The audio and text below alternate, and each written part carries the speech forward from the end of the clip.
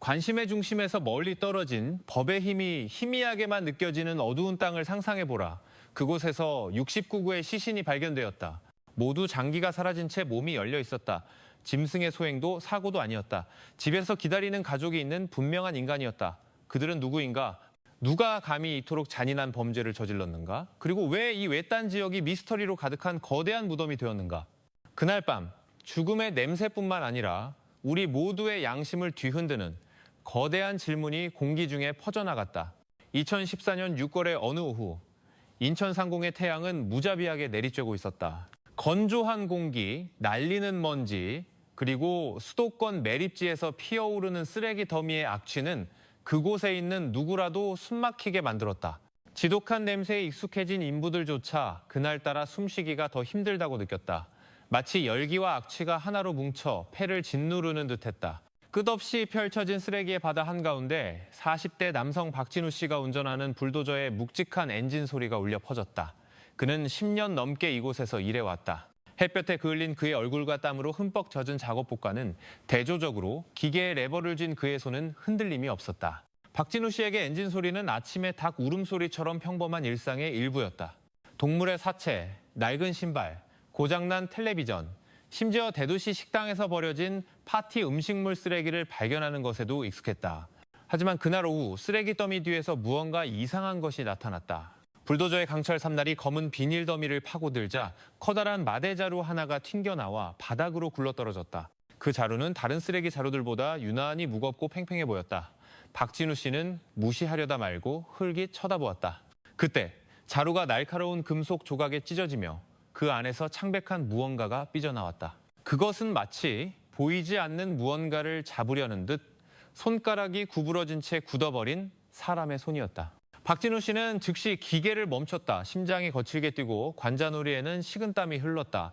소리를 지르려 입을 벌렸지만 목소리가 나오지 않았다. 몇 초가 흐른 뒤에야 그는 길고 쉬어버린 비명을 질렀고 그 소리는 매립지 전체에 메아리 쳤다. 그 소리에 멀지 않은 곳에 있던 다른 인부들이 달려왔다. 그들은 마대자루가 완전히 열리고 썩은 음식물과 찢어진 비닐 사이로 창백하고 차가운 시신이 드러나자 그 자리에 얼어붙었다. 하지만 그것은 시작에 불과했다. 혹시나 하는 마음에 다른 쓰레기 더미를 파헤치자 같은 내용물이 담긴 자루들이 계속해서 발견되었다. 자루마다 시신마다 모두 끔찍한 상태였다. 소름이 끼칠 정도였다. 모든 시신의 가슴과 배는 활짝 열려 있었고 그 안에는 장기가 없었다. 굵은 검은 실로 조잡하게 꿰맨 빈 공간만이 남아 있었다. 마치 의료 분야에 매우 숙련된 사람의 솜씨 같았다.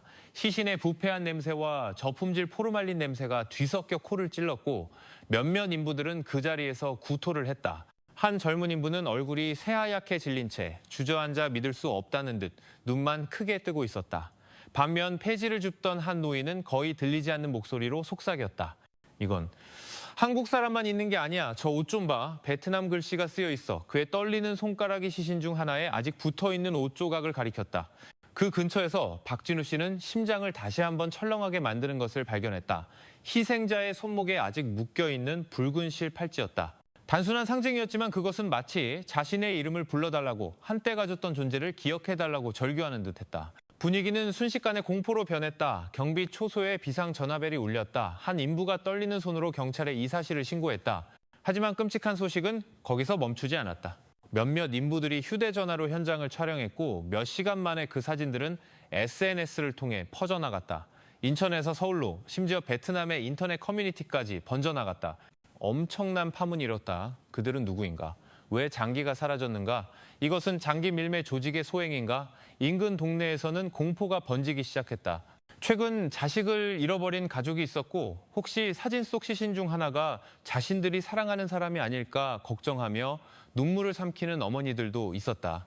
이 소식을 들은 모든 이들 가운데 부산에 사는 이미숙 씨는 SNS에서 화제가 된 붉은 팔찌 사진을 보고 온몸을 심하게 떨었다.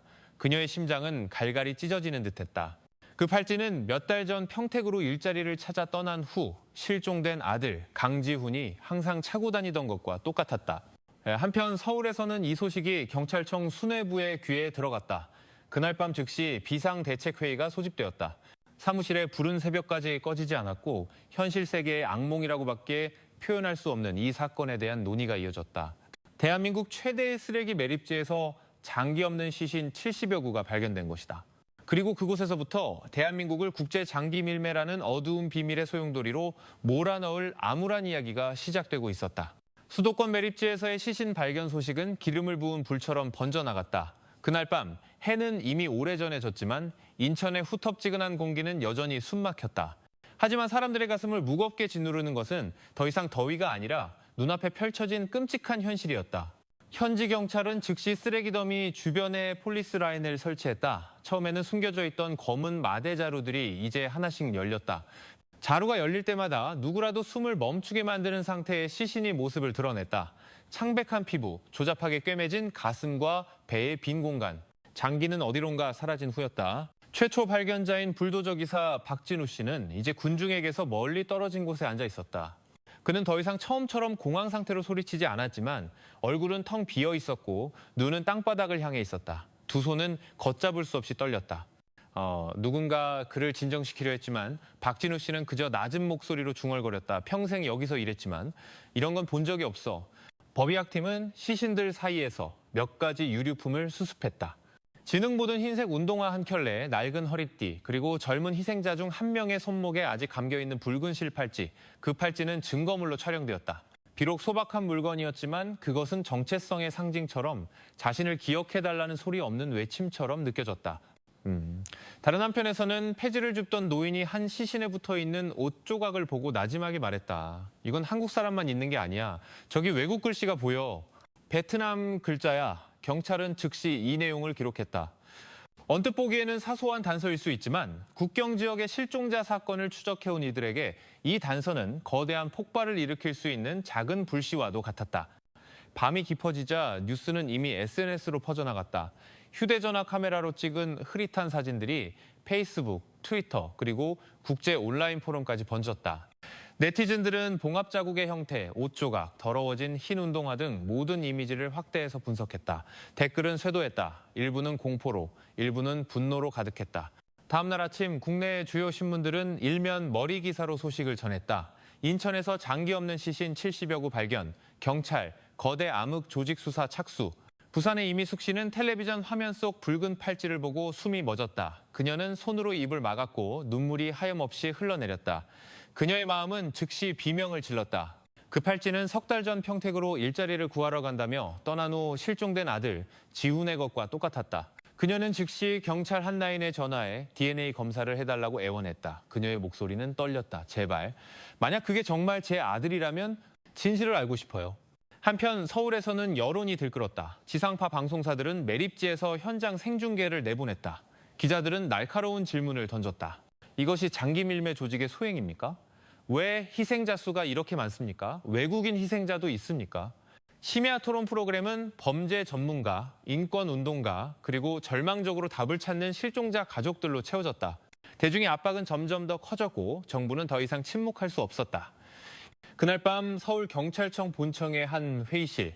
자정이 넘은 시간이었지만 불은 환하게 켜져 있었다. 공기는 진한 커피 향과 담배 연기로 가득했다. 프로젝터 화면에는 현장에서 찍은 사진들이 비치고 있었다. 경찰 간부들은 굳은 표정으로 화면을 응시했다. 몇몇은 차마더는 보지 못하고 고개를 숙였다. 모든 사진은 악몽의 조각이었다. 텅 빈 몸, 조잡한 봉합 자국을 남긴 검은 실. 최강혁 총경이 테이블 끝에 섰다. 40대 초반의 그는 수많은 대형 사건을 처리한 경험으로 다져진 강인한 인상이었지만 이번에는 그의 눈빛이 달랐다. 분노와 함께 슬픔이 어려 있었다. 그는 길게 숨을 들이마신 후 입을 열었다. 여러분, 이것은 단순한 살인 사건이 아닙니다. 희생자 수가 너무 많고 수법이 너무나도 치밀합니다. 저는 우리가 거대한 조직과 마주하고 있다고 확신합니다. 우리가 1시간 허비할 때마다 새로운 희생자가 생길 수 있습니다. 회의실은 순간 정적이 흘렀다. 모든 시선이 그에게 쏠렸다. 최 총경은 무겁지만 단호한 목소리로 말을 이었다. 오늘 밤부로 특별수사팀을 구성합니다. 실수는 용납되지 않습니다. 신속하게 움직여야 합니다. 그의 옆에 있던 한서진 경위가 고개를 끄덕였다. 단호한 표정의 그녀는 대담함과 뛰어난 위장 잠입 능력으로 알려져 있었다. 그녀는 자신이 맡게 될 역할이 목숨을 걸어야 할 수도 있다는 것을 깨달았다. 법의학 전문가인 윤태수 경감은 이미 초기 분석 노트를 작성하고 있었다.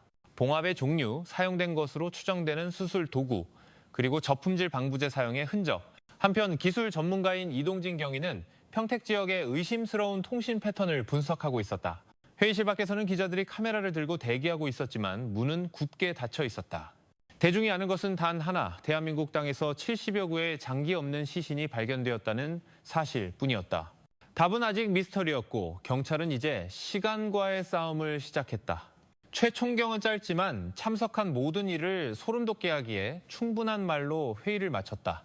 우리는 살인범을 쫓는 것이 아닙니다. 인간을 상품으로 여기는 괴물을 쫓는 것입니다. 그리고 그것으로 수사의 새로운 장이 시작되었다. 그들을 지하 세계의 더 깊은 어둠 속으로 끌어들일 새로운 장이. 부산 이미숙 씨의 소박한 집은 흐느낌으로 가득했다. 이웃들이 찾아와 기도와 조촐한 음식을 건네며 그녀의 마음을 위로하려 애썼다. 하지만 아들의 소식을 잃어버린 어머니는 그저 기운 없이 앉아 석 달 전 실종된 맏아들 지훈의 사진을 끌어안을 뿐이었다. 사진 속 지훈은 교복을 입고 순수한 미소를 짓고 있었다. 이제 그 미소는 손에 닿지 않는 머나먼 그림자처럼 느껴졌다. 이미숙 씨는 떨리는 목소리로 속삭였다.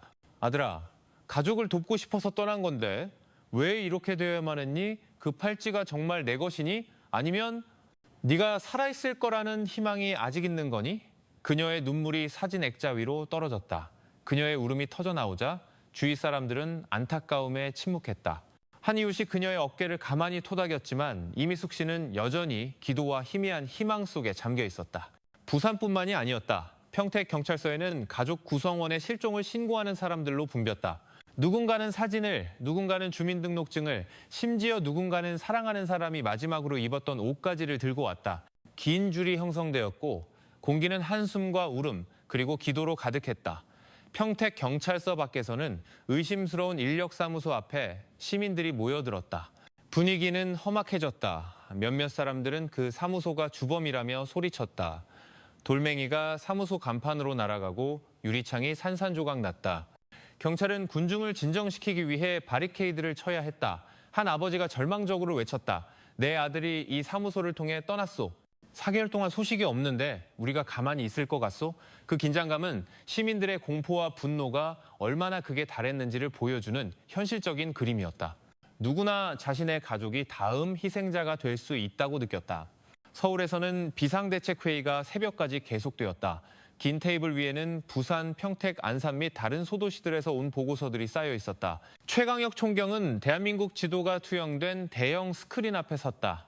여러 지역의 붉은 점들이 흩어져 있었고 이는 이 조직과 관련될 가능성이 있는 실종 신고를 의미했다. 최 총경은 굳은 표정으로 지도를 응시했다. 그는 과거에 다루었던 사건들을 떠올렸다. 인신매매, 불법, 이주 노동자.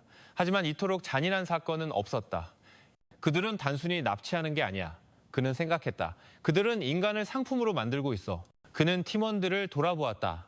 한서진 경위가 막 검토한 불법 인력 모집 서류처를 열었다.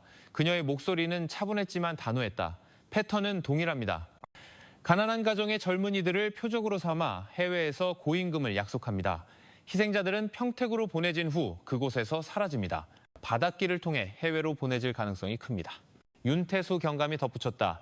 희생자들의 몸에 남은 상처는 전문적인 수술 기술을 보여줍니다. 장기는 신속하고 깔끔하게 흔적을 거의 남기지 않고 적출되었습니다. 이 배후에는 분명 훈련된 의료 인력이 있습니다. 기술 전문가인 이동진 경위가 노트북을 열고 평택발 통신 그래프를 보여주었다. 몇몇 해외 번호에서 의심스러운 통화 패턴을 발견했습니다. 정기적인 거래가 있지만 모두 암호를 사용합니다. 그들은 각 단계마다 흔적을 끊는 방법을 알고 있습니다. 회의실은 조용해졌다. 모두가 자신들이 잘 조직된 거대 조직과 마주하고 있다는 것을 깨달았다. 건물 밖에서는 언론이 계속해서 답을 요구하며 기다리고 있었다. 텔레비전 심야 토론 프로그램은 범죄 전문가와 인권 운동가들로 가득했다. 인천대학살 진실을 찾아서 같은 해시태그가 타임라인을 지배했다. 국민들은 정부가 신속하게 행동할 것을 요구했다. 다시 부산으로 돌아와 이미숙 씨는 경찰로부터 전화를 받았다. 그들은 한 희생자와 대조하기 위해 DNA 샘플을 요청했다. 그녀는 수화기를 쥔 손을 떨었다. 그녀는 다시 지훈의 사진을 바라보았다. 그녀의 마음은 두 갈래로 찢어졌다. 빨리 확답을 듣고 싶었지만 동시에 다가올 진실이 두려웠다. 그날 밤 그녀는 거실에 홀로 앉아 집에 남아있던 또 다른 작은 팔찌를 꽉 쥐었다. 지훈의 것과 똑같은 팔찌였다. 야시장에서 산 붉은 실로 그녀가 직접 만들어준 것이기 때문이다. 만약 그 팔찌가 정말 내 것이라면 아들아, 넌 그곳에서 엄마를 생각했겠구나. 엄마를 헛되이 기다리게 하지 마렴. 서울 회의실에서 최 총경은 마침내 회의를 마쳤다. 그는 날카로운 눈빛으로 모두를 바라보았다. 지금 이 순간부터 우리는 시간과 싸웁니다. 그들은 너무 오랫동안 어둠 속에서 활동했습니다. 제 질문은 간단합니다. 우리가 빛을 밝힐 준비가 되었습니까? 비록 그 빛이 우리가 상상하는 것보다 더 끔찍한 무언가를 드러낼지라도 말입니다. 그 말에 회의실 전체가 침묵에 잠겼다. 아무도 대답하지 않았지만 모두가 싸움이 이제 막 시작되었다는 것을 알았다. 서울에 위치한 대한민국 경찰청 본청 건물. 그날 밤은 평소와 달라 보였다. 먹구름이 달빛을 가렸고 습한 공기가 피부에 달라붙었다. 마치 도시 전체가 숨을 죽이고 있는 듯했다. 3층의 불빛은 환하게 켜져 있어 긴장감으로 가득 찬 비상대책회의실임을 알렸다. 건물 밖에는 수십 명의 기자들이 이미 모여 있었다. 카메라, 마이크, 휴대전화가 열리는 모든 문을 향해 있었다. 그들은 경찰 바리케이드를 뚫고 질문을 외치려 애썼다. 희생자가 70명이 넘는 것이 사실입니까? 희생자 중에 외국인이 있다는 것이 사실입니까? 밖은 소란스러웠지만 회의실 안은 숨막히는 정적이 흘렀다. 안으로 들어서자 어두운 색의 긴 나무 테이블 위에는 보고서 파일, 대한민국 대형 지도, 그리고 수도권 매립지 현장 사진들이 가득했다. 담배 연기가 옅게 피어오르며 진한 커피 향과 섞였다. 고위 간부들이 줄지어 앉아 있었다. 그들의 얼굴은 굳어 있었고 눈은 프로젝터 화면에 고정되어 있었다. 희생자들의 사진이 확대되었다. 창백한 몸 조잡하게 꿰매진 텅 빈 공간. 아무도 감히 말을 꺼내지 못했다. 종이를 넘기는 소리와 무거운 한숨 소리만이 들릴 뿐이었다. 최강혁 총경이 테이블 끝에 섰다. 그의 눈은 날카로웠고 턱은 단단히 다물려 있었다. 그는 낮지만 무게감 있는 목소리로 회의를 시작했다. 여러분, 우리는 추측을 이야기하는 것이 아닙니다. 우리 앞에 사실은 분명합니다. 79가 넘는 시신이 장기 없이 발견되었습니다. 사용된 기술은 보통이 아닙니다. 이 배후에는 훈련된 의료 인력이 있습니다. 그리고 희생자의 외국 옷은 이것이 단지 국내 문제가 아님을 증명합니다. 우리는 국제적인 조직과 마주하고 있습니다. 한 젊은 간부가 끼어들려 했다. 어쩌면 이건 잔혹한 범죄일 뿐 복수 동기일 수도. 최 총경은 그를 날카롭게 쳐다본 뒤 희생자의 가슴에 남은 일직선의 절개 자국을 담은 사진을 가리켰다. 복수는 이처럼 정밀한 외과 수술처럼 행해지지 않습니다. 이것은 암시장에서 수만 달러의 가치를 지닌 인간 장기 사업입니다. 수십 구의 시신에서 나오는 가치를 상상해 보십시오. 우리는 인간을 상품처럼 갈아버리는 돈벌이 기계와 마주하고 있는 겁니다. 회의실은 다시 침묵에 잠겼다. 그 사실에 무게가 참석한 모두를 짓눌렀다. 법의학 전문가인 윤태수 경감이 노트를 펼쳤다. 사용된 실은 저품질 의료용이지만 특징적입니다. 수술 패턴은 가해자가 정식 훈련을 받았음을 보여줍니다. 이들은 길거리 잡범이 아닙니다. 경험 많은 의사나 간호사가 연루되어 있습니다. 기술 전문가인 이동진 경위는 자신이 추적한 통신 그래프를 투영했다. 평택에서 싱가포르와 캄보디아로 향하는 집중적인 통화 활동을 포착했습니다. 정확히 실종 신고가 있었던 밤들입니다. 모든 대화는 암호를 사용합니다. 그들은 흔적을 끊는 방법을 알고 있습니다. 몇몇 간부들은 서로를 쳐다보았다. 그들의 얼굴은 더욱 어두워졌다. 최 총경은 테이블 끝에 앉은 한 여성에게 시선을 돌렸다. 한서진 경위. 30대 초반의 그녀는 과거 강원도에서 인신매매 사건에 잠입했던 경험이 있었다. 그녀의 이름은 용감함으로 오랫동안 알려져 있었다. 한경희, 최 총경이 나지막하지만 분명하게 말했다. 우리에겐 그들의 원 안으로 들어갈 사람이 필요하네. 자네는 이전에 잠입해본 경험이 있고 그 위험을 알고 있겠지. 질문은 다시 할 준비가 되었나? 회의실의 시선이 그녀에게로 향했다. 한서진은 잠시 침묵했다. 과거의 기억이 스쳐 지나갔다. 잠입 수사 중에 길고 긴 밤들. 등 뒤에서 철문이 잠길 때마다 느껴졌던 공포. 그녀가 어둠 속에서 구해냈던 희생자들의 얼굴. 가슴이 격렬하게 뛰었지만 그녀는 질문이 던져지기 전부터 이미 답을 알고 있었다. 준비됐습니다, 총경님. 그녀가 단호하게 말했다. 이것이 그들을 멈출 방법이라면 저는 물러서지 않겠습니다. 한 고위 간부가 몸을 앞으로 기울였다. 그의 목소리에는 걱정이 가득했다. 위험이 너무 크네. 신분이 발각되면 목숨이 위태로워져.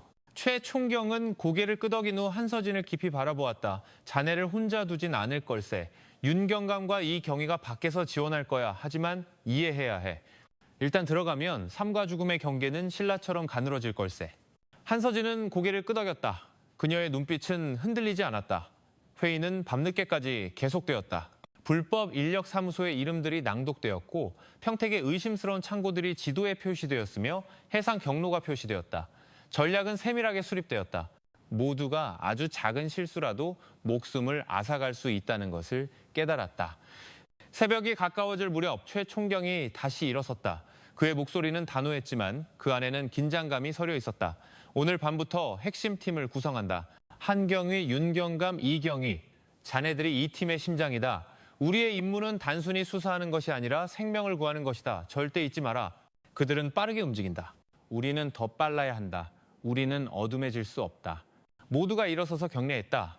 건물 밖에서는 서울의 태양이 떠오르기 시작하며 여전히 일상으로 분주한 도시를 비추고 있었다. 아무도 몰랐다. 굳게 닫힌 한 회의실 안에서 결정이 내려졌다는 것을. 작은 팀을 어둠의 심장부로 이끌 결정이었다. 그리고 그날 밤부터 그동안 창궐해온 그림자에 도전하기 위해 작은 빛이 정말로 켜졌다.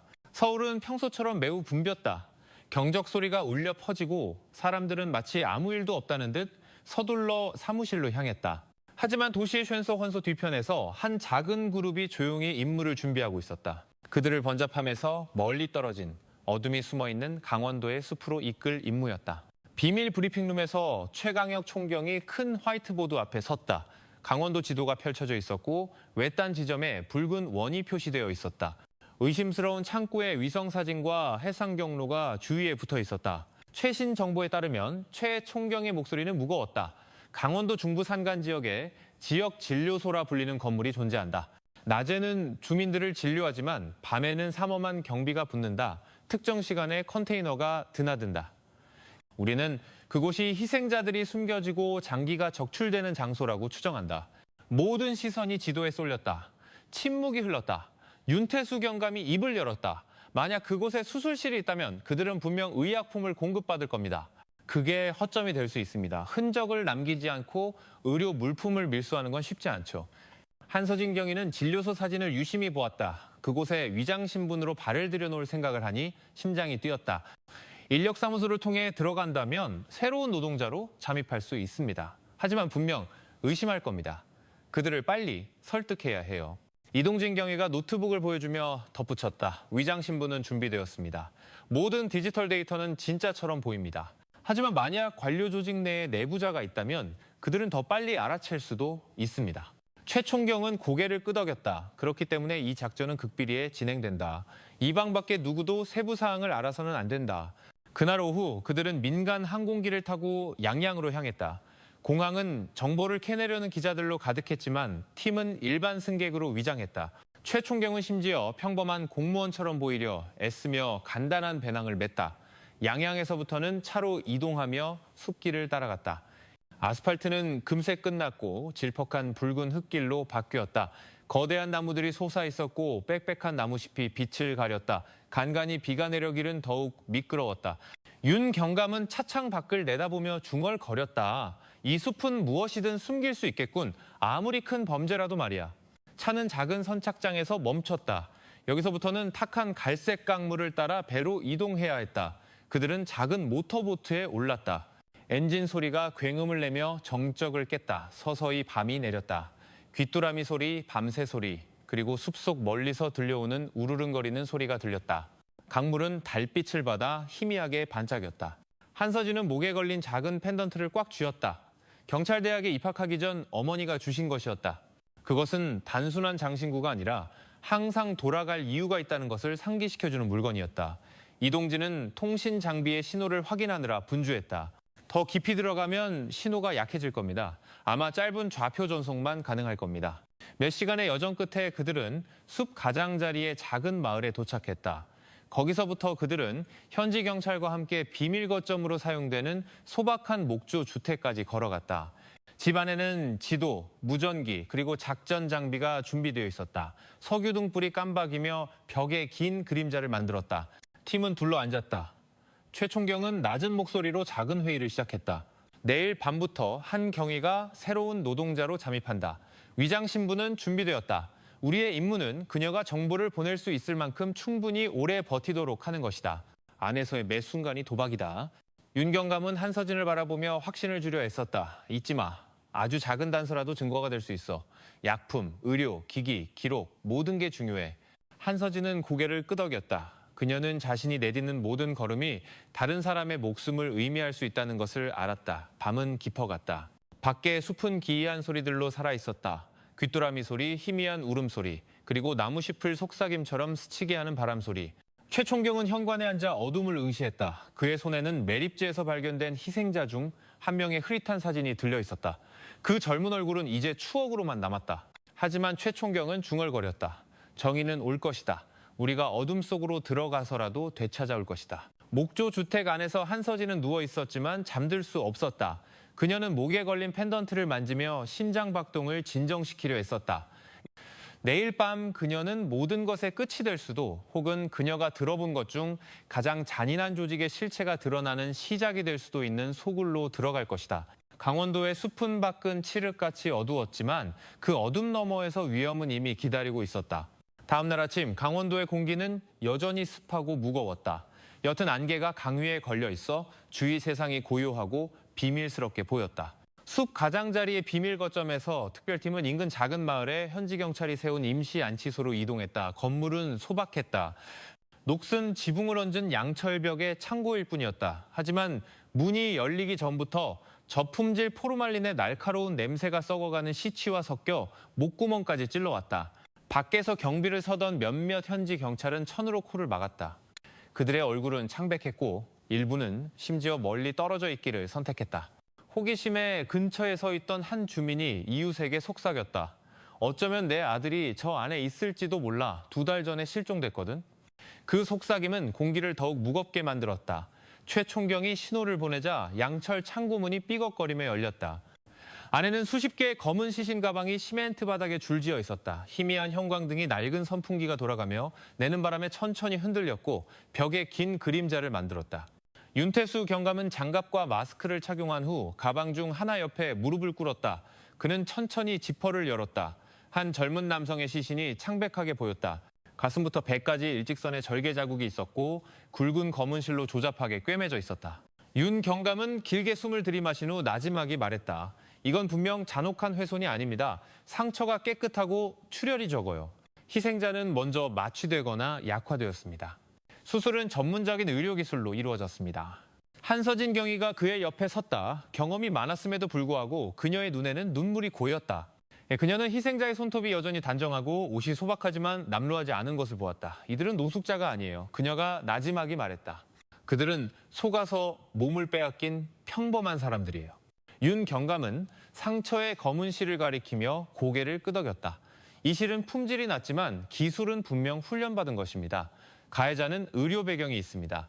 최 총경은 굳은 표정으로 똑바로 섰다. 그의 머릿속에는 과거 경기도에서 다루었던 오래된 사건, 영아 매매 조직 사건이 스쳐 지나갔다. 그 사건에서 그는 몇 시간 늦는 바람에 2명의 희생자를 구하지 못했다. 그 죄책감은 지금까지도 그의 심장을 옥죄고 있었다. 그는 주먹을 꽉 쥐며 같은 실패를 반복하지 않겠다고 다짐했다. 그들은 다른 시신 가방으로 옮겨갔다. 아마도 20대 초반으로 보이는 젊은 여성이 누워 있었다. 그녀의 손목에는 O+라는 희미한 글씨가 쓰인 병원 플라스틱 팔찌가 아직 채워져 있었다. 윤 경감은 씁쓸하게 그것을 바라보았다. 그들은 희생자를 혈액형으로 표시했군. 그들의 눈에는 인간이 아니라 그냥 장기 라벨이었던 거야. 한서진은 잠시 눈을 감고 분노를 억눌렀다. 그녀의 머릿속에는 희생자 가족들의 얼굴이 스쳐 지나갔다. 부산에서 울던 이미숙 씨의 눈물, 평택에서 외치던 아버지의 절규. 방 한쪽 테이블에서 이동진 경위가 모든 세부 사항을 촬영하고 있었다. 그는 현지 경찰이 수거한 희생자의 유류품이 담긴 비닐봉지를 발견했다. 그 안에서 최 총경은 금속 라이터를 집어들었다. 그 측면에는 주소와 함께 부산의 한 카페 로고가 작게 새겨져 있었다. 최 총경은 그 물건을 오랫동안 응시했다.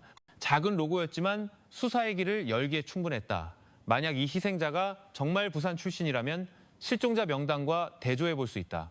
이 라이터가 돌파구가 될 수 있어. 한 현지 경찰이 창백한 얼굴로 다가왔다. 총경님, 밖에 많은 주민들이 기다리고 있습니다. 자신의 자식이나 형제가 여기 있을까 봐 두려워하고 있어요. 저희는 그들의 질문에 답할 수가 없습니다. 최 총경은 창고문을 바라본 뒤 다시 팀을 향했다. 그들의 희망을 저버리지 마라. 모든 증거물을 실종 신고와 대조할 것이다. 우리는 그들에게 명확한 답을 빚지고 있다. 이동진은 사진과 데이터를 확보한 후 말했다. 이 플라스틱 팔찌의 코드는 해독할 수 있습니다. 패턴을 알면 장기 유통망을 추적할 수 있을 겁니다. 팀은 천천히 시신 가방을 닫았다. 창고 안의 분위기는 더욱 무거워졌다. 악취가 분노와 슬픔과 뒤섞여 숨 막혔다. 밖으로 나왔을 때 한낮의 태양이 안개를 뚫고 그들의 굳은 얼굴을 비췄다. 몇몇 주민들이 다가왔지만 현지 경찰이 들어가지 못하도록 막았다. 멀리서 흐느끼는 소리가 들렸다. 마치 온 마을이 함께 슬퍼하는 듯했다. 최 총경은 밖에 서서 강원도의 흐린 하늘을 바라보았다. 그의 손에서 금속 라이터가 희미하게 빛나고 있었다. 그는 나지막이 속삭였다. 너희들은 이 흔적이 숲속에서 사라질 거라 생각했겠지. 하지만 모든 세부 사항은 그림자를 남긴다. 그리고 우리는 너희들이 쓰러질 때까지 그 그림자를 쫓을 것이다. 한서진은 멀리 있는 빽빽한 숲을 응시했다. 그녀는 저 나무들 너머에 아직 살아있는 인간, 다음 희생자가 될 사람들을 가두고 있을지도 모르는 건물이 기다리고 있다는 것을 알았다. 그리고 어쩌면 오늘 밤 그 진료소의 차가운 벽 뒤에서 누군가는 상품으로 취급될 새로운 몸을 기다리며 준비하고 있을지도 모른다. 강원도의 밤은 빨리 찾아왔다. 별 하나 없는 캄캄한 하늘, 구름에 가려 희미한 반달만이 떠 있었다. 강물은 숲을 가르는 검은 띠처럼 희미하게 반짝였다. 작은 배에서 한서진 경위가 천천히 내려 질퍽한 땅을 밟았다. 그녀는 지역 보건소라고 쓰인 낡은 간판이 달린 흰색 페인트 건물로 향했다. 밖에서 보면 그 건물은 평범한 진료소처럼 보였다. 하지만 주위 분위기는 너무나 경직되어 있었다. 현관의 형광등은 차갑게 빛났고 검은 재킷을 입은 두 남자가 문을 지키고 있었다. 그들의 시선은 날카로웠고 손은 권총이 숨겨져 있을 허리춤에서 멀리 떨어지지 않았다. 한서진은 고개를 숙이고 갓 도착한 이주 노동자 역할을 연기했다. 그녀의 옷은 소박했고 얼굴은 지친 기색이 역력했다. 낡은 가방에는 값싼 옷과 위조 신분증이 들어있었다. 한 경비원이 그녀를 막아섰다. 누구야? 여기서 뭘 찾는 거지? 목소리는 거칠었다. 한서진은 미리 연습한 시골 사투리로 대답했다. 저 일하러 왔다고 해서요. 평택 인력사무소에서 여기로 가라고 해서요. 저는 그냥 일하고 싶을 뿐이에요, 아저씨. 경비원은 눈을 가늘게 뜨고 그녀의 가방을 뒤졌다. 그는 위조 신분증, 값싼 슬리퍼, 낡은 옷들을 발견했다. 모든 것이 그럴듯해 보였다. 그의 동료가 속삭였다. 사장이 새로 오는 것들은 깐깐하게 확인하라고 했어. 지난주에 누가 도망치려 했거든. 그들은 서로를 쳐다보더니 마침내 고개를 끄덕였다. 들어가. 하지만 명심해. 딴짓하면 살아서 못 나갈 줄 알아. 한서진은 떠는 척했다. 저는 정말 일만 하고 싶어요. 그녀는 안으로 들어섰다. 소독약 냄새가 차가운 금속 냄새와 섞여 코를 찔렀다. 긴 흰색 복도가 펼쳐져 있었고 형광등이 창백한 빛을 반사했다. 몇몇 여자들이 철제 벤치에 앉아 있었다. 지친 얼굴, 텅 빈 눈. 한서진은 그들 옆에 앉아 섞이려 했었다. 한 여자가 나지막이 속삭였다. 당신도 새로 왔군요. 조심해요. 매일 밤 누군가 사라져요. 일하러 데려간다고들 하지만 돌아온 사람은 아무도 없어요. 한서진은 침을 삼켰다. 그녀는 고개를 끄덕이며 시골 사람 특유의 어리둥절한 표정을 유지했다. 갑자기 복도 끝 철문이 열리고 흰 가운을 입은 남자가 나왔다. 그의 얼굴은 감정 없이 딱딱했고 눈은 마치 물건을 고르듯 한 명 한 명을 훑었다. 그는 한서진 앞에서 오랫동안 멈췄다. 이름, 그가 짧게 물었다. 수진이요.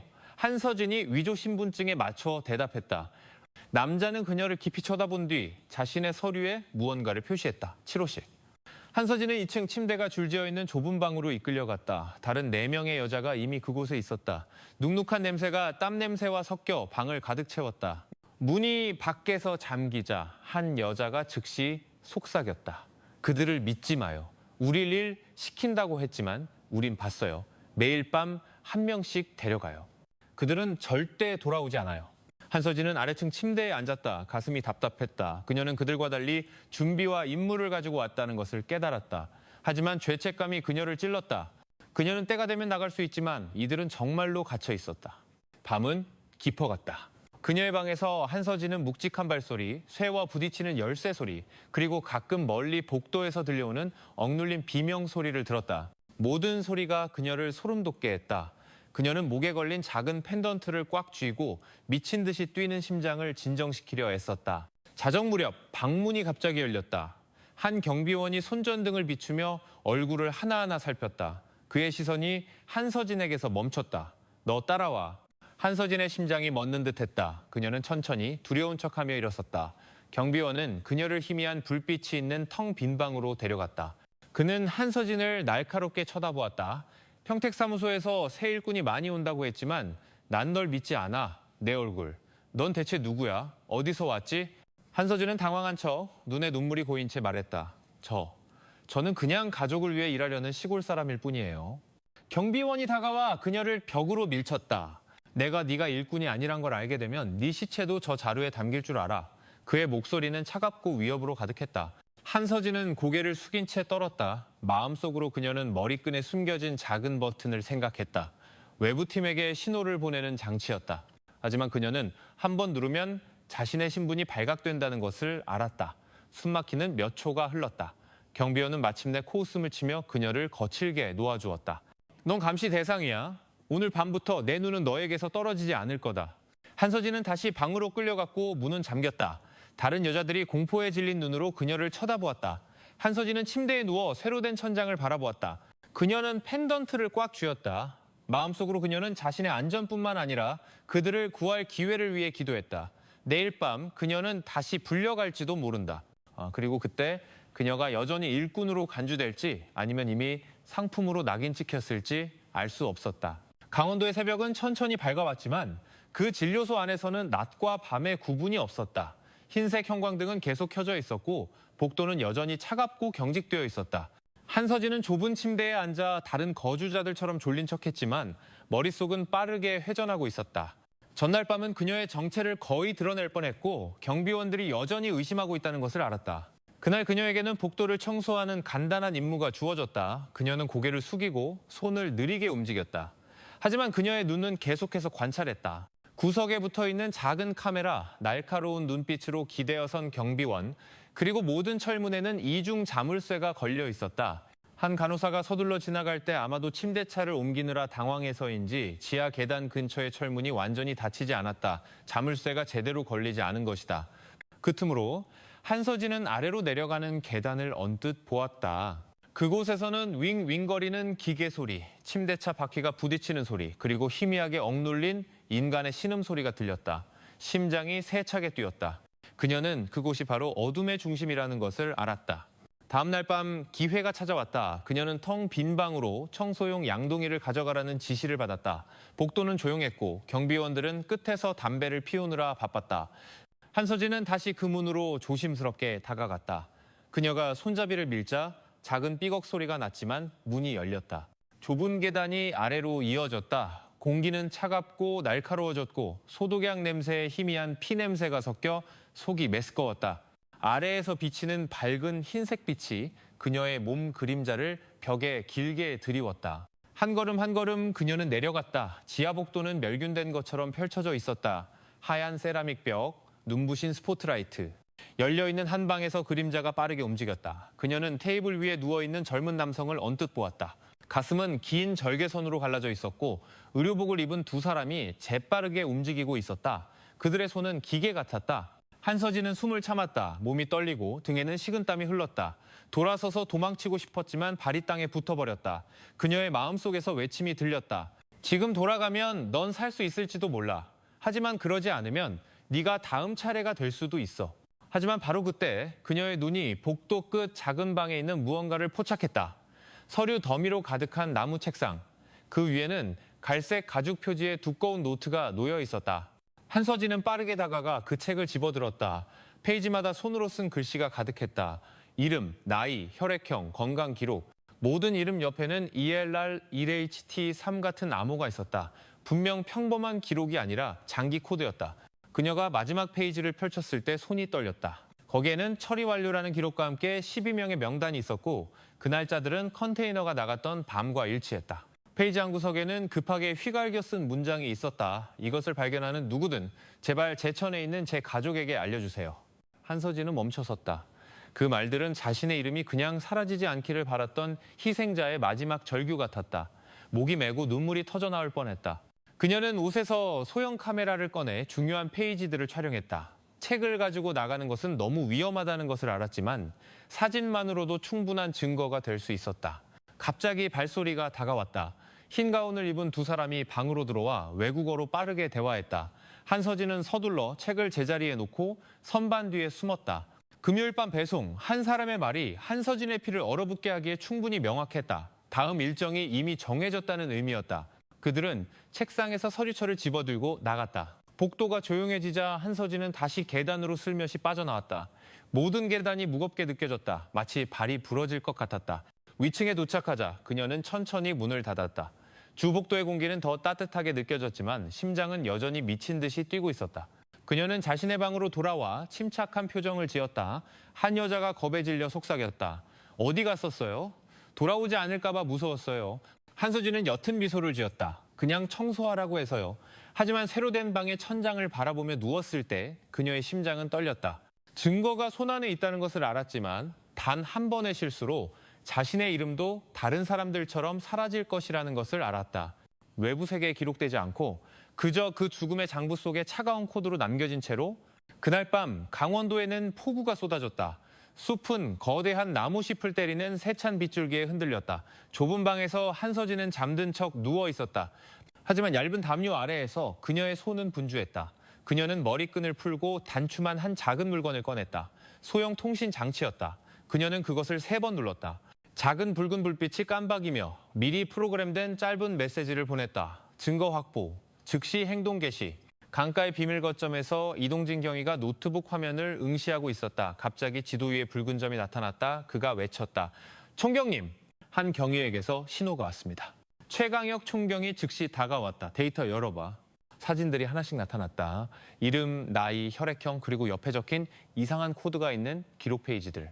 구석에는 처리 완료라는 희미한 글씨가 있었다. 최 총경은 숨을 참았다. 그의 얼굴이 굳어졌다. 윤태수 경감이 고개를 숙였다. 그의 목소리는 무거웠다. 맙소사. 이건 장기 재고 목록이야. 그들은 정말로 인간을 물건처럼 기록했어.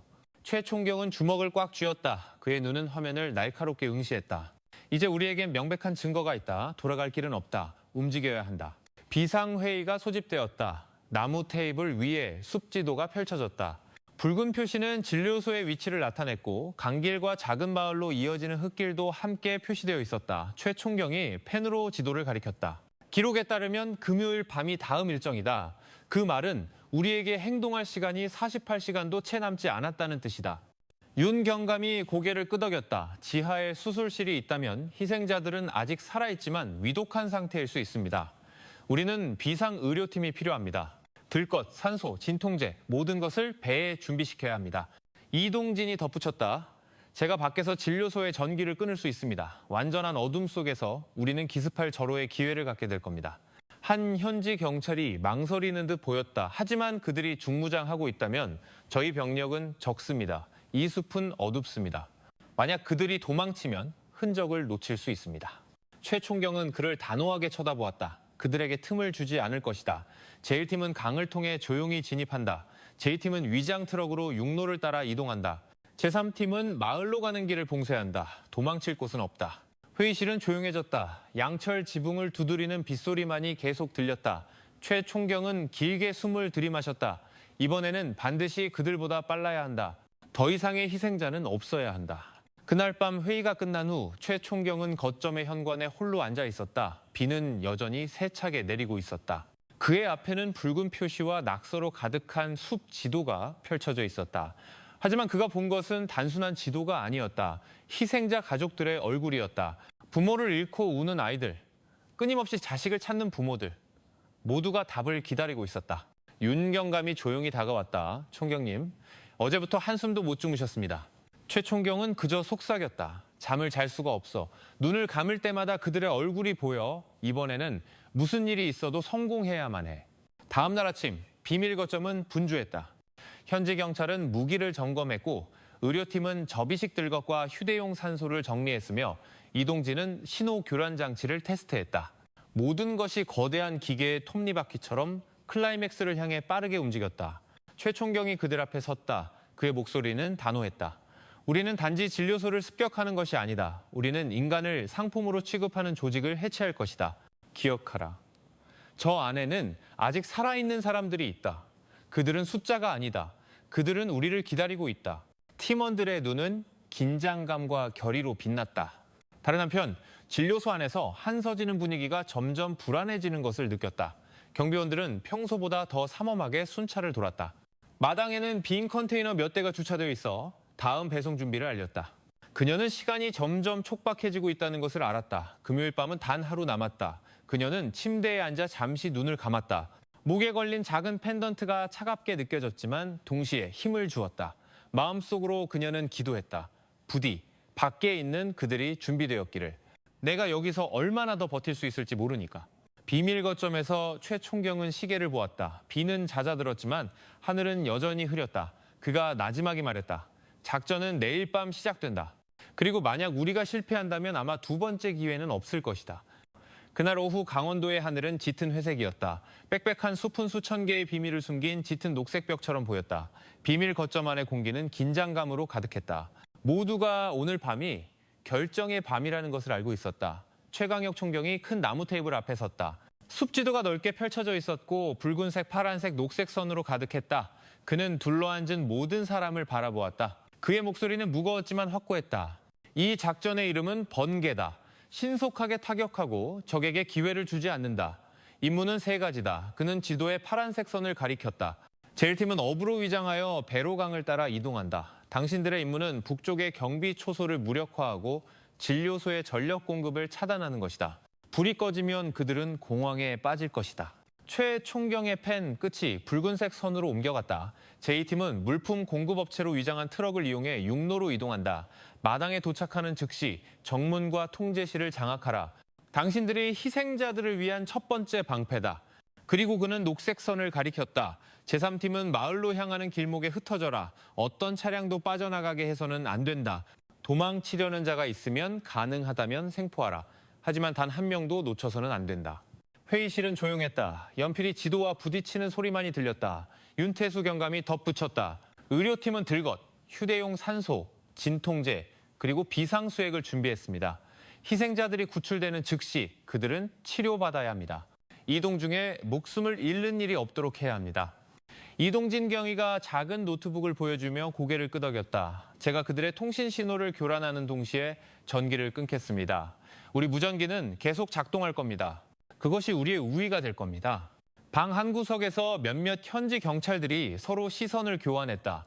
한 젊은 대원이 떨리는 손으로 소총을 쥐고 있었다. 그는 동료에게 속삭였다. 이렇게 큰 작전에 참여하는 건 처음이야. 그의 동료가 어깨를 토닥였다. 진정해. 오늘 밤 우리는 혼자가 아니야.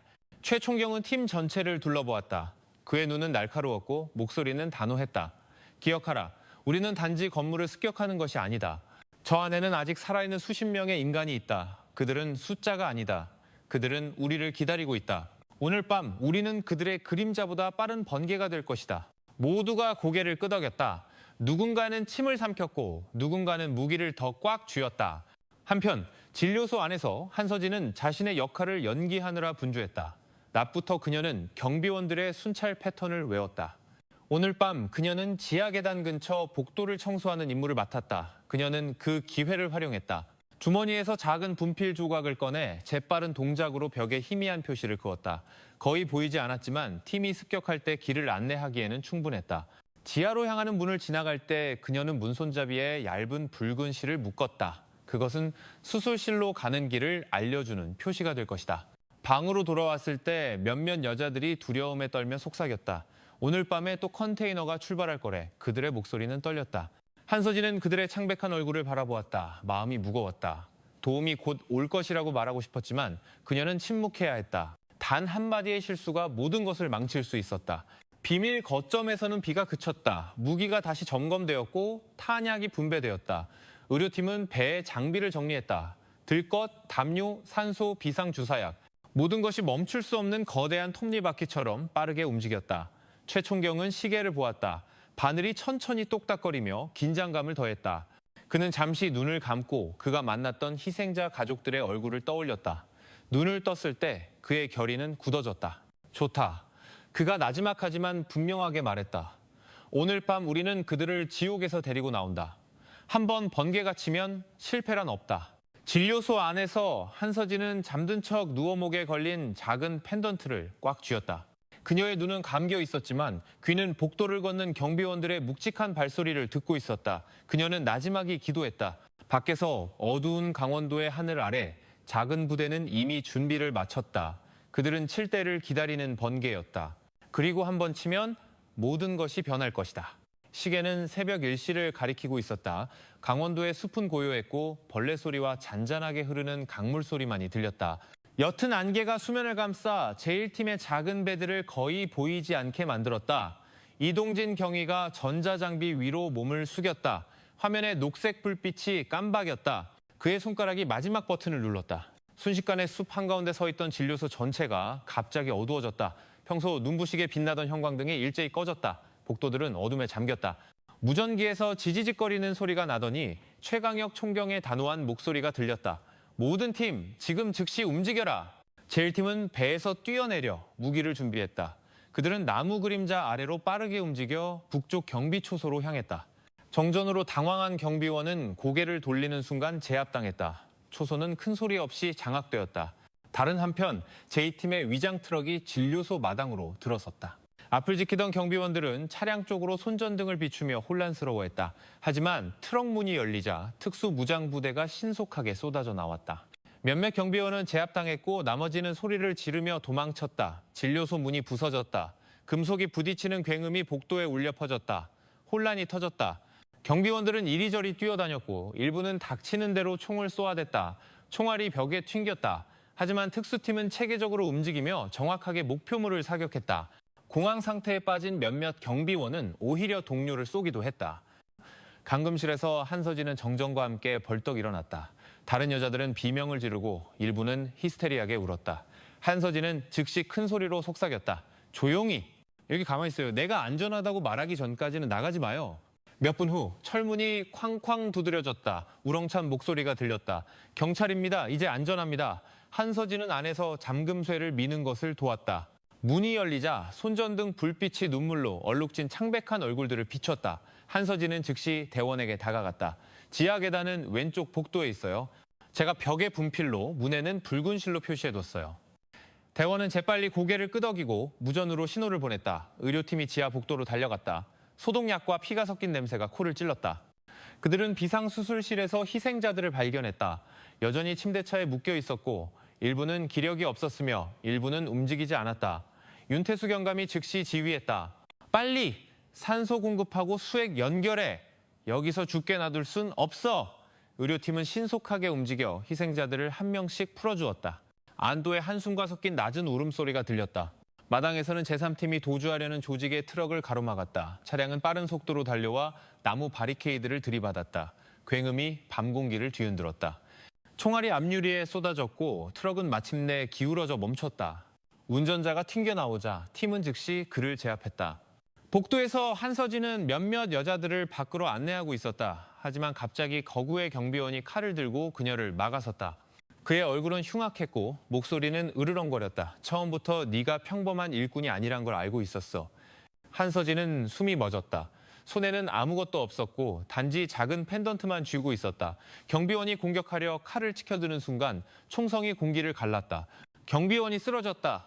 복도 끝에 최 총경이 권총을 든 채 서 있었다. 그가 다가왔다. 자네의 분필 표시를 봤어. 그게 날 여기로 이끌었지. 잘해줬어. 이제 빨리 저들을 데리고 나가. 한서진의 심장은 떨렸지만 그녀는 즉시 다시 움직여 여자들을 밖으로 이끌었다. 첫 번째 희생자가 의료용 보트로 이송되었다. 그의 숨은 가빴고 눈은 희미하게 뜨여 있었다. 그의 입술이 약하게 떨리며 감사합니다라고 속삭인 후 다시 정신을 잃었다. 윤 경감이 산소 마스크를 씌웠다. 아직 살릴 수 있어. 빨리 헬리콥터로. 갑자기 공중에서 탐조등 불빛이 어둠을 뚫었다. 헬리콥터 프로펠러 소리가 밤 공기를 뒤흔들며 지옥 한가운데서 희망을 주었다. 하지만 전투는 아직 끝나지 않았다. 창고 쪽에서 묵직한 발소리가 들리더니 지휘하는 외침이 이어졌다. 중무장한 남자들이 나타났다. 그들의 얼굴은 굳어 있었고 움직임은 훈련되어 있었다. 그들은 평범한 경비원이 아니었다. 이들은 조직의 핵심 부대였다. 최 총경은 그들을 향해 눈을 가늘게 떴다. 그는 진짜 적이 이제 막 모습을 드러냈다는 것을 알았다. 진료소 마당은 전쟁터로 변했다. 총구에 불꽃이 튀고 총알이 날아다녔다. 유리가 산산조각 났고 화약 냄새가 피 냄새와 섞여 공기를 가득 채웠다. 막 구출된 희생자들은 비틀거리며 의료팀을 향해 달려갔다. 한편 창고 쪽에서는 중무장한 남자들이 나타났다. 그들은 이전에 겁먹은 경비원들과는 다른 훈련된 움직임을 보였다. 그들의 발걸음은 확고했고 대형은 질서정연했으며 날카로운 눈은 구석구석을 살폈다. 최 총경은 그 스타일을 알아보았다. 과거 국제작전에서 마주쳤던 용병들이었다. 그들 가운데서 한 남자가 앞으로 나섰다. 그의 몸은 다부졌고 헬리콥터 조명에 비친 얼굴은 창백했다. 그의 눈은 차가웠고 입가에는 옅은 미소가 걸려 있었다. 그가 바로 군 간호사 출신으로 배신하여 조직의 집행관이 된 마진석이었다. 그의 오른손에는 단총신 권총이 들려 있었고 그의 움직임은 자신감으로 가득했다. 드디어 이 나라 경찰이 들어올 용기를 냈군. 그가 비꼬는 투로 말했다. 아쉽지만 이미 늦었어. 최고의 장기들은 이미 여기서 나갔거든. 최 총경이 앞으로 나서며 총을 들어 올렸다. 내가 서 있는 한 네가 팔아넘길 목숨은 더 이상 없다. 총격전이 다시 벌어졌다. 최 총경의 팀은 차량과 콘크리트 뒤에 몸을 숨기고 훈련된 사격으로 응수했다. 총알이 벽을 때렸고 돌 조각이 사방으로 튀었다. 조직원 2명이 쓰러졌지만 그들은 촘촘한 대형을 유지하며 계속 전진했다. 이동진 경위가 기둥 뒤에 웅크리고 있었다. 그의 손가락은 신호 교란 장치를 조작하느라 바빴다. 총경님, 그들의 통신을 끊으려면 1분만 더 필요합니다. 서둘러, 이경위. 최 총경이 한 명의 적을 쓰러뜨리는 사격을 가하며 대답했다. 혼란 속에서 마당 쪽으로 수류탄 하나가 던져졌다. 모두 엎드려 최 총경이 외쳤다. 폭발이 천지를 뒤흔들었다. 땅이 흔들리고 짙은 연기가 피어올랐다. 몇몇 팀원들이 파편에 맞았다. 옷이 찢기고 피가 배어나왔지만 그들은 여전히 서서 무기를 더 꽉 쥐었다. 연기 속에서 마진석이 직접 앞으로 나섰다. 그의 움직임은 빨랐고 눈은 광기로 번뜩였다. 그는 최 총경을 향해 총을 쏘았다. 총알이 최 총경의 머리를 스칠 뻔했고 그는 옆으로 구를 수밖에 없었다. 이제 두 사람은 정면으로 마주하게 되었다. 마진석이 차갑게 미소 지었다. 나도 한때는 군인이었지. 하지만 군인은 도구일 뿐이야. 이제 나는 그들의 삶과 죽음을 다스리는 주인이다. 최 총경이 코웃음을 쳤다. 넌 주인이 아니야, 마진석. 넌 그저 돈의 노예일 뿐이다. 격렬한 결투가 벌어졌다. 그들은 서로 총을 쏘다가 근접전으로 전환했다. 묵직한 주먹이 오가고 몸이 콘크리트에 부딪혔다. 마진석이 접이식 칼을 휘둘렀고 거의 최 총경의 가슴을 찌를 뻔했다. 최 총경은 팔로 막아냈고 피부가 찢기며 피가 흘렀다. 그들은 땅 위에서 뒤엉켜 싸웠다. 숨이 가빴다.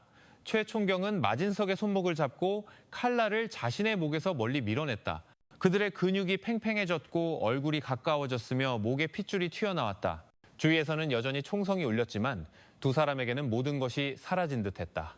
마진석이 찌르려 소리쳤고 최 총경은 그의 배에 무릎을 가격하여 그를 비틀거리게 했다. 재빠른 동작으로 최 총경은 상대의 몸을 돌려 땅바닥에 세게 내동댕이 쳤다. 칼이 떨어져 쨍그랑 소리를 냈다. 리더가 제압당하는 것을 본 조직원들은 망설이기 시작했다.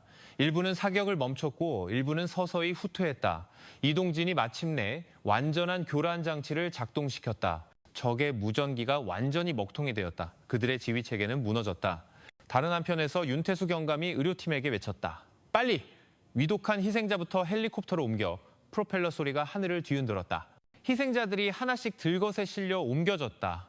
일부는 아직 제발 저희를 버리지 마세요라고 희미하게 속삭일 힘이 있었다. 마당에서 최 총경은 마침내 마진석의 두 손을 등 뒤로 결박했다. 그는 강철 수갑을 꺼내 철컥 소리를 내며 채웠다. 최 총경의 숨은 가빴고 관자놀이에서는 피가 흘렀으며 몸은 땀으로 흠뻑 젖어 있었다. 마진석, 넌 체포됐다. 네 싸움은 끝났어. 하지만 결박된 채로도 마진석은 오히려 미소를 지었다. 비밀로 가득한 냉소적인 미소였다. 내 싸움은 이제 시작이야, 총경. 나는 단지 손일 뿐. 당신은 아직 진정한 주인의 얼굴을 본 적도 없지. 최 총경은 그를 날카롭게 쳐다보았다. 그 말들이 그의 생각을 찔렀다. 그는 이 조직이 보이는 것보다 훨씬 더 거대하다는 것을 알았다. 마진석의 체포는 긴 미궁의 시작에 불과했다. 남아있던 조직원들은 마침내 항복했다. 무기가 땅에 던져졌고 두 손은 높이 들렸다. 멀리서 현지 경찰의 사이렌 소리가 들려왔다. 빨갛고 파란 불빛이 진료소로 향하는 흙길을 비췄다. 폐허가 된 마당 한가운데 최 총경은 묶인 마진석을 바라보며 똑바로 섰다. 그의 마음은 이 승리가 아직 완전하지 않다는 것을 알았다. 더 어두운 그림자가 막 뒤에서 기다리고 있었다. 그리고 그날 밤 비록 지옥의 문은 열렸지만 진짜 사냥은 이제 막 시작된 것이었다. 강원도 숲속 번개 작전이 있은 지 3개월 후 서울중앙지방법원의 분위기는 세계적인 관심의 중심이 되었다. 아침부터 법원 앞은 기자, 인권운동가, 그리고 희생자 가족들로 가득했다. 희생자들에게 정의를 이라고 쓰인 현수막이 펼쳐졌고 텔레비전 카메라는 구석구석을 비췄다. 법정 안에서는 숨막히는 긴장감이 흘렀다. 방청석은 꽉 찼다. 침울한 표정의 희생자 가족들, 모든 단어를 기록하는 법대생들, 진지하게 지켜보는 외국 외교관들, 모두가 대한민국 사법부가 역사상 가장 큰 장기 밀매 사건을 어떻게 다룰지 기다리고 있었다. 피고인석에 앉은 마진석은 창백한 얼굴이었지만 시선은 여전히 날카로웠다. 몸은 더 야위었지만 냉소적인 미소는 사라지지 않았다. 그의 옆에 있던 다른 조직원들은 침묵 속에서 고개를 숙이고 있었다. 일부는 불안함을 참으며 입술을 깨물었다. 판사가 입장하고 의사봉이 3번 내리쳐졌다. 피고인 마진석 외다수에 대한 인신매매 및 장기밀매 사건의 재판을 시작하겠습니다. 그의 목소리가 울려 퍼지자 법정은 조용해졌다. 검사가 일어섰다. 그의 목소리는 확고하고 자신감에 차 있었다. 존경하는 재판장님, 수개월에 걸친 이 재판 동안 저희는 반박할 수 없는 증거들을 제출했습니다. 위조된 의료 기록, 희생자 명단, 강원도의 불법 수술실 사진들, 모든 것이 피고인이 이 범죄 조직의 현장 책임자였음을 보여줍니다. 대형 스크린에 증거 자료가 나타났다. 핏자국이 묻은 장부 페이지, 침대차로 가득한 지하 공간 사진. 법정은 술렁였고 몇몇 사람들은 울음을 참으며 입을 막았다. 검사는 말을 이었다. 저희는 또한 살아남은 피해자들을 증인으로 내세웠습니다. 그들은 자신들이 어떻게 속고 납치되고 거의 장기 재고 목록이 될 뻔했는지 증언할 것입니다. 진우라는 이름의 한 젊은이가 증인석으로 나아갔다. 그의 손은 떨렸고 목소리는 나지막했지만 분명했다. 저는 일자리를 약속받았습니다. 국경 근처에 도착하자마자 저는 폭행당했고 모든 서류를 빼앗겼습니다. 그 진료소에서 저는 제 친구들이 수술실로 끌려가는 것을 보았습니다. 그들은 다시는 돌아오지 않았습니다. 저는 살아남았지만 매일 밤 그들의 얼굴이 저를 괴롭힙니다. 방청석에서 흐느끼는 소리가 들렸다. 한 늙은 어머니가 스카프로 얼굴을 가렸다. 그녀의 어깨가 떨렸다. 마진석이 말할 차례가 되자 그는 짧게 웃었다. 나를 잡았다고 모든 게 끝났다고 생각하나? 아니, 너희는 그저 가지 하나를 잘랐을 뿐이야. 이 조직의 뿌리는 아직 살아있어. 너희가 상상하는 것보다 훨씬 더 깊은 곳에. 법정이 소란스러워졌고 판사가 의사봉을 내리쳤다. 정숙, 피고인은 발언을 자제하시오. 재판은 몇 주 동안 계속되었다. 돈에 매수된 의사들이 증언했고 트럭 운전사가 자백했으며 심지어 침묵하던 현지 경찰도 마침내 입을 열었다. 모든 증인은 마진석의 어깨에 죄의 무게를 더했다. 선고 공판일이 다가왔다. 법정은 만석이었고 공기는 긴장감으로 무거웠다. 판사는 낭랑한 목소리로 판결문을 읽었다. 모든 증거와 증언을 심리한 결과 재판부는 피고인 마진석에게 인신매매, 계획살인, 불법 장기밀매 혐의로 사형을 선고한다. 다른 피고인들은 15년에서 무기징역에 처한다. 의사봉이 내리쳐졌다. 우레와 같은 소리가 터져 나왔다. 일부 희생자 가족들은 안도의 눈물을 흘렸고 일부는 기도했다. 기자들은 일제히 사진을 찍었고 카메라 플래시가 법정을 가득 채웠다. 마진석은 밖으로 끌려나가면서도 미소를 잃지 않았다. 그는 증인석에 앉아있던 최 총경을 돌아보았다. 낮지만 날카로운 목소리로 그는 속삭였다. 거물은 절대 잡히지 않을 거야. 당신들은 그저 거대한 어둠의 바다에 작은 촛불 하나를 켰을 뿐이야. 최 총경은 말없이 그를 쳐다보았다. 하지만 그의 마음은 흔들렸다. 그는 그 경고가 단순한 허풍이 아니라는 것을 알았다. 법원 건물 밖의 분위기도 만만치 않게 뜨거웠다. 기자들이 번개작전팀을 둘러쌌다. 한서진 경위는 눈시울이 붉어진 채 서 있었다. 오늘 정의는 이루어졌습니다. 하지만 저는 여전히 눈물이 납니다. 미처 구하지 못한 사람들이 너무 많다는 것을 알기 때문입니다. 윤태수 경감이 무거운 어조로 덧붙였다. 우리의 임무는 법정에서 끝나지 않습니다.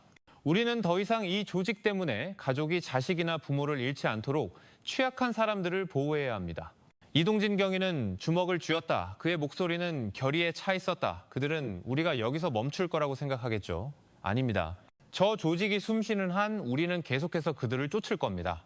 그날 비록 판결은 내려졌지만 거물의 그림자는 여전히 서울 하늘 위에 드리워져 있었다. 그리고 모두가 깨달았다. 장기 밀매와의 전쟁은 이제 막 시작되었다는 것을. 마진석에 대한 사형 선고는 전국에 울려 퍼졌다. 재판 소식은 신문 일면을 채웠을 뿐만 아니라 장기 밀매가 그저 어두운 이야기가 아니라 누구에게나 닥칠 수 있는 쓰라린 현실이라는 것을 사회에 일깨워 주었다. 정부는 즉시 움직였다. 보건복지부는 희생양이 되지 마세요라는 제목의 전국적인 캠페인을 시작했다. 경고 메시지가 담긴 선명한 붉은색 포스터가 버스터미널, 기차역, 심지어 재래시장에까지 붙었다. 라디오와 텔레비전에서는 해외 취업의 유혹이 가진 위험을 경고하는 공익 광고가 방영되었다. 학교에서는 교사들이 인신매매에 대한 새로운 교육을 수업에 포함시켰다. 아이들은 믿기 어려울 정도로 좋은 조건의 일자리 제한이 있다면 경계하라는 말을 들었다. 농촌 마을에서는 공무원과 지역 유지들이 정기적인 회의를 열었다. 이장이 마을 회관에 서서 수십 명의 주민들 앞에서 말했다. 절대 모르는 사람에게 주민등록증 사본을 주지 마십시오. 일자리 제한이 있다면 반드시 공식적인 경로를 통해 확인하십시오. 주민들은 진지하게 경청했고 몇몇 주부들은 서로 속삭이며 고개를 끄덕였다. 국경 지역에서는 막 귀국한 이주 노동자들이 증언에 동참했다. 한 젊은 여성이 이야기했다. 저는 거의 낯선 곳으로 끌려갈 뻔했습니다. 다행히 경찰관이 저희 버스를 멈춰 세웠어요. 이제 저는 다른 사람들이 쉽게 믿지 않도록 상기시켜주고 싶습니다. 그녀의 이야기는 많은 주민들을 침묵하게 만들며 도사리고 있는 실제 위험을 깨닫게 했다. 이 캠페인은 정부뿐만 아니라 비정부기구, NGO, 인권운동가, 종교 지도자들도 함께 이끌었다. 모스크에서는 금요 설교를 통해 신도들에게 자녀들을 지킬 것을 상기시켰다. 교회에서는 목사가 이웃을 보호하는 것이 예배입니다. 우리 형제자매가 희생양이 되게 놔두지 맙시다라고 말했다. 예술계도 동참했다. 한 유명 가수가 다시는 잃지 않기를이라는 제목의 노래를 만들었다. 그 가사는 아들이 돌아오기를 기다리는 가족의 이야기를 담아 애절했다. 그 노래는 라디오와 SNS에서 큰 인기를 끌며 감동적인 경각심을 불러일으켰다. 한편 살아남은 희생자들은 대중 앞에서 이야기하기 시작했다. 법정에서 증언했던 젊은이 진우는 텔레비전 프로그램에 초대되었다. 그의 목소리는 나지막했지만 눈은 단호했다. 저는 조직에 용감하게 맞선 사람들 덕분에 살아남았습니다. 저는 다른 사람들이 제 경험에서 배우기를 바랍니다. 함정에 빠지지 마세요. 그의 이야기는 시청하는 수천 명의 사람들을 감동시켰다. 이 모든 것의 배후에서 번개 작전팀은 용기의 상징이 되었다. 최강혁 총경, 한서진 경위, 윤태수 경감, 이동진 경위의 이름은 언론에 자주 등장했다. 그들의 사진은 강원도 숲의 영웅들이라는 큰 제목과 함께 잡지에 실렸다. 하지만 그들 자신에게 그 칭호는 무겁게 느껴졌다. 최 총경은 항상 우리는 단지 임무를 수행했을 뿐입니다. 진정한 영웅은 여전히 상처 입었음에도 불구하고 용감하게 목소리를 낸 희생자들입니다. 라고 말했다. 그는 특히 아직도 활개치는 조직이 있다는 것을 생각할 때 큰 부담을 느꼈다. 한서진은 칭찬을 받았지만 종종 혼자 울었다. 한 인터뷰에서 그녀는 매일 밤 그 어두운 복도에 있던 얼굴들이 생각납니다. 일부는 결코 돌아오지 못했다는 것을 압니다. 저는 단지 이 이야기가 새로운 희생자를 막을 수 있기를 바랄 뿐입니다. 라고 고백했다. 윤태수 경감은 실질적인 행동을 선택했다. 그는 인신매매 피해자들과 그 가족들을 위해 인천에 작은 상담소를 세웠다. 그들은 단지 치료가 필요한 것이 아닙니다. 삶에 대한 믿음을 다시 가질 수 있는 장소가 필요합니다라고 말하며 아버지를 잃은 한 아이의 어깨를 쓰다듬었다. 이동진 경위는 자신의 에너지를 기술 분야에 쏟았다. 그는 대학과 협력하여 신속신고 애플리케이션을 만들었다. 이 앱을 통해 시골 주민들은 간단한 휴대전화만으로 실종자를 신고할 수 있었다. 우리는 그들보다 빨라야 합니다. 기술이 우리의 무기가 될 수 있습니다라고 그는 확신에 참말했다. 사회적인 영향도 나타나기 시작했다. 실종자 신고 건수가 줄어들었고 시민들의 인식이 높아졌다. 하지만 경찰은 여전히 국경 지역에서 불법 모집 시도를 간헐적으로 저지했다. 다시 문제가 불거질 때마다 거물이라는 미스터리한 이름이 떠올랐다. 최 총경은 이것이 아직 끝나지 않은 싸움이라는 것을 알았다. 기자회견에서 그는 카메라 앞에 섰다. 그의 목소리는 단호했다. 장기 밀매와의 전쟁은 단지 경찰의 임무가 아닙니다. 이것은 우리 모두의 임무입니다. 이상한 점을 본다면 신고하십시오. 침묵하지 마십시오. 단 하나의 신고가 단 하나의 생명을 구할 수 있습니다. 그 말은 다음 날 많은 신문에 인용되었고 심지어 대학생 커뮤니티에 의해 새로운 포스터로 만들어졌다. 도시의 벽에는 벽화가 나타났다. 끊어진 사슬, 자유로운 손들을 비추는 빛. 예술가들은 악의 뿌리가 다시 자라게 하지 말자는 문구를 적었다. 대한민국 사회에 그 조직이 남긴 상처는 깊었다. 하지만 그 상처에서 새로운 빛이 태어났다. 인식, 관심, 그리고 용기. 번개작전팀은 횃불을 들었다. 이제 그 횃불은 온 국민이 함께 들고 있었다. 그리고 비록 조직이 여전히 어둠 속에 악의 씨앗을 품고 있더라도 국민들은 이제 빛을 계속 밝히는 방법을 알았다. 서울의 밤은 더 평온하게 느껴졌다. 가로등 불빛이 번지고 교통량은 서서히 줄어들었다. 하지만 그 평온함 뒤에는 국민들의 마음속에 여전히 생생한 상처가 있었다. 번개작전을 통해 드러난 장기밀매 사건은 희생자들뿐만 아니라 그 이야기를 들은 모든 사람에게 깊은 흔적을 남겼다. 침대차에 묶여있던 희생자들의 얼굴 그림자는 이제 범죄가 달콤한 약속 뒤에 숨을 수 있다는 것을 상기시켜주는 존재가 되었다.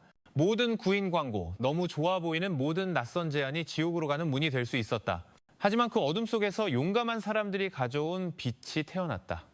목소리를 내고자 했던 생존자들, 눈물로 가득 찼음에도 불구하고 계속해서 찾았던 가족들, 그리고 단 하나의 생명이라도 어둠에서 끌어내기 위해 숲을 뚫고 무기에 맞섰던 작은 팀. 우리는 용기란 두려움이 없는 것이 아니라 두려움에도 불구하고 계속 나아가는 것임을 배웠다. 심장이 뛰는 채로 잠입했던 한서진, 총격전의 현장에서 꿋꿋이 섰던 최강혁, 죽음에 굴복하기를 거부했던 윤태수, 그리고 범죄에 맞서기 위해 기술을 사용했던 이동진, 모두가 각자의 방식으로 기여할 수 있다는 것을 보여주는 거울이었다. 이 이야기에서 태어난 또 다른 교훈은 연대의 중요성이다. 경찰은 시민들의 신고 없이, 활동가들의 목소리 없이, 가족들의 기도 없이, 우리 모두의 인식 없이는 혼자 싸울 수 없었을 것이다. 최 총경이 기자회견에서 말했듯이 하나의 신고가 하나의 생명을 구할 수 있다. 어쩌면 우리 주위에 갑자기 사라진 이웃이 있을 수도 있고 의심스러운 해외 취업 제안이 있을 수도 있으며 혹은 갑자기 아무 이유 없이 큰돈을 약속하는 사람이 있을 수도 있다. 그때가 오면 침묵하지 마라. 우리의 목소리가 다른 사람을 보호할 수 있는 첫 번째 방패다.